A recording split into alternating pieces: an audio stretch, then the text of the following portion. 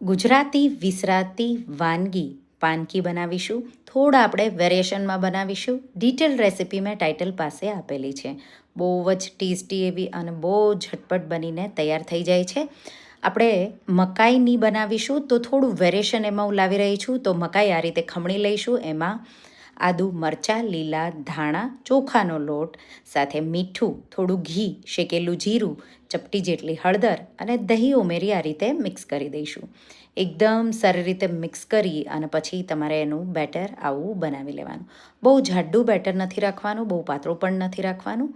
હવે સાથે ચટણી માટે આદુ, મરચાં, લીલા ધાણા, થોડો ફુદીનો, લીંબુ, શિંગદાણા, થોડું ગળપણ, દહીં, મીઠું ઉમેરી અને આવી ચટણી સાઈડમાં આપણે સર્વ કરવા માટે રેડી કરી લઈશું. હવે કેળાના પાન લેશું. તો પાનકી છે એટલે આપણે એને કેળાના પાનમાં બનાવીશું. તમે ચોરસ કે પછી આ રીતે એના સર્કલ કટ કરી રેડી કરી લેવાના, એને વાઇપ કરી લેવાનું. ઘીવાળું તમારે હલકું એને કરવાનું. બેટરને થોડું રેસ્ટ થવા દેશો એટલે થીક થોડું થઈ જશે.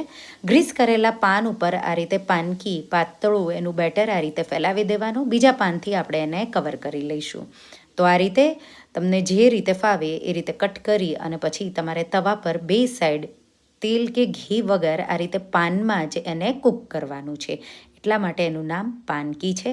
ખૂબ ટેસ્ટી એવી છે. તમને જો તીખું વધારે ભાવે તો આદુ મરચાંનું પ્રમાણ થોડું વધારે નાખીને બનાવવાનું. થોડું ચડિયાતો મસાલો કરીને પણ તમે બનાવી શકો. બહુ ટેસ્ટી એવી લાગે છે. અથાણાનો મસાલો મેં ઉપર થોડો છાંટ્યો છે. ઘી થોડું છાંટીશું અને બનાવેલી ચટણી અને સાથે તળેલા મરચાં એના સાથે તો ખૂબ ટેસ્ટી એવી લાગે છે.